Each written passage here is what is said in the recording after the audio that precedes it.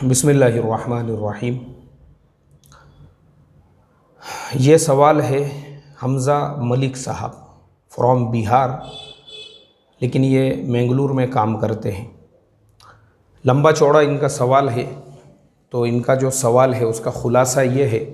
ये एक बड़ी कंपनी के अंदर बड़ी पोस्ट पर है, बहुत सारे लोग इनके अंडर में काम करते हैं, जो इनके जूनियर से, वर्कर से, सुपरवाइज़र से। तो वो लोग इनकी बहुत इज़्ज़त करते हैं, इनको सर कहते हैं, साहब कहते हैं।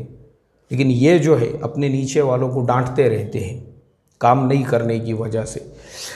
और इनका आगे बोलना ये है, मौलाना साहब अगर हम डांटेंगे नहीं तो नीचे वाले लोग सही से काम भी नहीं करेंगे, तो इसलिए हमको मजबूरन डांटना पड़ता है। मगर हमारे दिल में ये ख्याल आते रहता है कि अल्लाह के नबी ने फरमाया जो तकब्बुर करने वाला है वो कभी भी जन्नत में दाखिल नहीं होगा।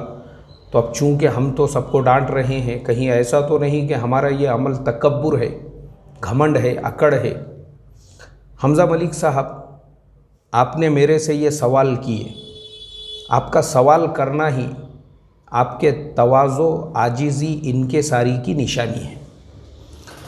मैं आपको हज़रत फ़ुज़ैल इब्न अयाज़ का एक कौल सुनाता हूँ। हज़रत शेख ज़करिया रहमतुल्लाह अलैह ने फ़ज़ाइल तबलीग में वो लिखा हुआ है। हज़रत फ़ुज़ैल इब्न अयाज़ एकदम इतने प्यारे अंदाज़ में उन्होंने रियाकारी और दिखावा, इखलास और खुलूस, उसके डेफिनेशन को बयान कर दिया एकदम मोटी मिसाल में। रियाकारी क्या है और इखलास क्या है, दूध का दूध पानी का पानी। फरमाया किसी अमल को इसलिए छोड़ना लोग देख रहे हैं, फरमाया ये रियाकारी है। किसी अमल को इसलिए छोड़ना लोग देख रहे हैं, ये रियाकारी है। और किसी अमल को इसलिए करना कि लोग देखे, ये रियाकारी नहीं है, ये शिर्क है। ये हज़रत फ़ुज़ैल इब्न अयाज़ का कौल है। तो अब ये आपका तकब्बुर वाला भी जो मसला है, यहाँ पे यही बात फिट आती है। आप ज़िम्मेदार हैं, आपका जो डांटना है वो इसलिए नहीं है कि आप लोगों को हक़ीर समझे, लोगों को गिरा हुआ समझे, लोगों को नीचा समझे, नहीं। ज़रूरी है वो, अगर वो आप नहीं करोगे तो लोग पूरे काम का कबाड़ा करके रख देंगे, पूरे काम का सत्यानाश करके रखेंगे। और मैं आपको उसकी एक मिसाल देकर बताता हूँ, क्योंकि मैं मदरसे के लाइन का आदमी हूँ। तो हमारे मदरसों की लाइन में भी जो मोहतमिम यानी जो उसके प्रिंसिपल होते हैं, वो सख्त होते हैं मिजाज के। उनका मुंह हमेशा एकदम ऐसा 12 महीने वो गुस्से में रहते हैं। तो उनके मदरसे हमेशा तरक्की के आसमानों को छूते हैं, हमेशा तरक्की करते रहते हैं। वहाँ बड़े अच्छे, वहाँ से हाफिज़ निकलते हैं, आलिम निकलते हैं। और जो मदरसा चलाने वाले, जो आपने कहा ना कि वो डांटते नहीं है, डपटते नहीं है, वो समझते भाई मैं तो बहुत मुतवाज़े हूँ, मेरे अंदर तो बहुत तवाज़ो भरा हुआ है, करने दो असातिज़ा जो कर रहे हैं। तो वहाँ के असातिज़ा वो मदरसे को खेल बना देते हैं। खेल बोले तो कैसा, मोबाइलों पे गेम खेल रहे हैं एक दूसरे की क्लास में बैठ के, दोनों का गेम चल रहा है। वो उस्ताद की क्लास में किसी बड़े बच्चे को ज़िम्मेदार बना के आ गए, मारा मारी चल रही है क्लास के अंदर। ये क्लास में भी बच्चे जो है वो भी है मुंडिया डाल डाल के देख रहे हो अपने उस्ताद लोग कौन सा मोबाइल में गेम खेल रहे। क्यों? क्योंकि इनका जो ज़िम्मेदार है ढिल्ला है बेचारा, वो मिठ्ठा है। तो वो मिठ्ठे और ढिल्ले ज़िम्मेदार, उनके मदरसों का यही हाल होता है। मैं आपको मिसाल दे के बताता हूँ आपको प्रैक्टिकल। तो इसको तकब्बुर नहीं कहते हैं, ये ज़रूरी है आपके लिए। आप ये नहीं करेंगे तो अभी देखो अभी हाल क्या होगा, अभी मैं आपको बताता हूँ। एक गांव में एक मदरसा, एक एरिया के अंदर। अब मैं इत्तेफाक से वहाँ पे एक मय्यत में नमाज जनाजा के लिए वहाँ पे पहुँचा। तो मुझे जो है पता चला ज़ोहर के बाद में नमाज जनाजा है, तो मैं ज़ोहर के वक्त में वहाँ पहुँच गया। ज़ोहर की नमाज़ हो गई, 2 बज गए, 2:30 बज गए, सारे लोग मस्जिद में बैठे हुए हैं। तो पता चला कि जनाजा अभी आने में और वक्त लगेगा। तो मुझे पता था उस एरिया के अंदर एक मदरसा भी चलता है, बड़ा मदरसा, उसका चंदा वगैरह बहुत धूम धड़ाके से होता था। तो मैं भी गया उस मदरसे में। मैंने कहा कि चलो क्योंकि भाई अपन तो आदमी ही मस्जिद मदरसे वाले हैं, तो चलो अब यहाँ पे आए वैसा मदरसा देखने के लिए चलेंगे। मदरसे में अभी क्योंकि 2:30-3 बज रहे हैं, तो दुनिया का कोई भी मदरसा रहो 3 बजे के वक्त में वहाँ पे तालीम चलती है दोपहर की। पूरे दुनिया के मदारिस का ये टाइम फिक्स है।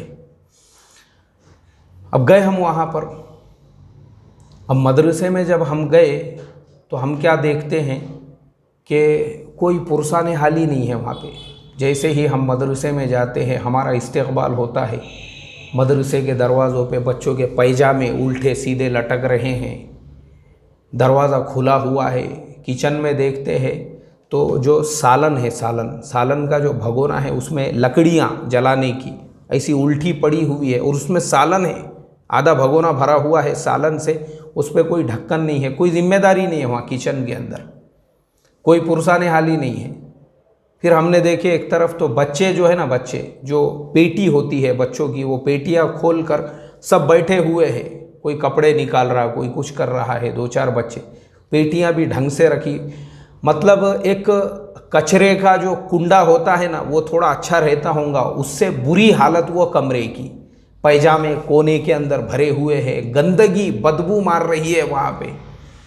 कोई तालीम नहीं, कुछ नहीं, कोई पढ़ाने वाला नहीं। मैंने बच्चों से कहा, मैं बोला अरे बच्चों 3 बजे का वक्त है, दुनिया के किसी भी मदरसे के अंदर 3 बजते ही तालीम रहती है। 3 बजे तो ज़ोहर के बाद कोई दिख रहा नहीं यहाँ पे। नहीं है ना, बोले उस्ताद हमारे है ना। मैं बोला कहाँ है? वो ग्राउंड में क्रिकेट खेल रहे हैं बोले सब। चलो आपको बताता हूँ। बच्चा मुझे लेकर गया तो मैं ये इधर से दाखिल हुआ था, दूसरी तरफ से जब निकला तो ग्राउंड के अंदर मैदान में, यानी तालीम का वक्त है और क्रिकेट का गेम चल रहा है वहाँ पे, क्रिकेट का मुकाबला चालू है। जो टीचर है वो भी खेल रहे हैं, बस्ती के लड़कों के साथ उन्होंने मैच लिया हुआ है। इन्ना लिल्लाहि व इन्ना इलैहि राजिऊन। अब उन्होंने जब देखे मुझे, मैं बाहर जब पहुँचा ग्राउंड में, बच्चे ने आवाज़ लगाई, ओ मौलाना, ये मेहमान आए बोले कहीं के। तो वो उस्ताद जो था स्टंप के पास से टोपी उठाया, पेना आया, वो इधर आया। तो आने के बाद में मैंने सलाम वालेकुम, वालेकुम अस्सलाम किया। मैं बोला भाई आपके नाजिम साहब, सदर मुदर्रिस साहब जो है कहाँ पर है वो? बोले नहीं वो चंदा करने को गए हुए हैं फुलानी जगह पर। अच्छा। मैं बोला मुझे मुलाकात करने की थी। अच्छा, वो आपकी जो सालाना रुदाद होती है, मैंने पढ़ा था उसमें आपके यहाँ अरबी सुवम तक जमाते हैं, तो अभी तो तालीम का वक्त है, कोई दिख रहा नहीं यहाँ पर। बोले नहीं इस वक्त में वो बच्चे अभी आ रहे हैं, जमा हो रहे हैं। मैं बोला ये तरीक़ा है? एक भी क्लास नहीं है यार, नूरानी कायदे की है, ना अरबी अव्वल की है, ना दुवम की है, ना सुवम की है, ना नाज़ेरा कुरान की है, ना हिफ्ज़ की है। एक भी क्लास नहीं है, बच्चे ही नहीं है वहाँ पे। 14-15 बच्चे हैं, वो भी सब बैठे हुए हैं अपने अपने संदूक खोलकर वहाँ पर। क्लास ही नहीं है वहाँ पे। और जबकि तुम रुदात छाप रहे हो, हम अरबी सुवम तक तालीम दे रहे हैं। तो क्या नाम आपका? हमज़ा मलिक साहब। जब ज़िम्मेदार ऐसे ढीले और मीठे होते हैं ना, ये ऐसा हाल होता है। क्या है वो, बर्बादी गुलशन के लिए बस एक ही उल्लू काफ़ी था। हर शाख पे उल्लू बैठा है, अंजाम गुलिस्ता क्या होगा।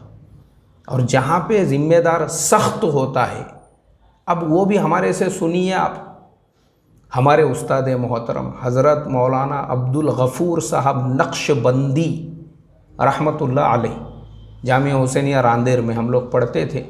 एक आवाज़ में, दूसरी आवाज़ नहीं बोल रहा हूँ मैं आपको, एक आवाज़ में पूरा मदरसा खाली हो जाता था और सारे तलबा मस्जिद में पहुँच जाते थे। एक ही आवाज़ में, लकड़ी रहती थी उनके पास में। ऐसे सख्त हुआ करते थे। उनके अलावा हमारे उस्ताद थे मौलाना शब्बीर साहब रहमतुल्लाह अलैह, विसाल हो गया उनका भी। बच्चे कभी कभी जो है नाश्ता करते थे, तालीम के वक्त में भजिए वगैरह खाते थे। गेट के बाहर एक गाड़ा रहता था, लेकिन जैसे ही वो मस्जिद की गैलरी में जहाँ पे जमाते हो थी क्लासें, मस्जिद की बिल्डिंग में, गैलरी में से सिर्फ नज़र आ गए, क्या मजाल और क्या हिम्मत, एक भी बच्चा वहाँ पे खड़ा रहे। तो कैसा है, ऐसे मुहतमिम और ऐसे ज़िम्मेदार जब होते हैं ना, तो वैसे मदरसों से दीन की खिदमत करने वाले लोग भी पैदा होते हैं। ये तो क्या है, ज़िम्मेदार ढिल्ला तो पूरी कौम क्रिकेट ग्राउंड के ऊपर, अल्लाह हिफाजत फरमाए। तो ये आपका तकब्बुर नहीं है, ये आपका सवाल पूछना ही आपके तवाज़ो की निशानी है। ज़िम्मेदार है ना आप, सख्त रहना पड़ेगा आपको, एक्शन लेना पड़ेगा आपको, ये सब करना पड़ेगा आपको। नहीं तो तुम प्यार मोहब्बत के चक्कर में ढीले बनोगे, कंपनी का काम बराबर से नहीं होगा ना, आपको रवानगी के आदाब दे देंगे वो। अल्लाह हिफाजत फरमाए। अस्सलामु अलैकुम व रहमतुल्लाहि व बरकातहू।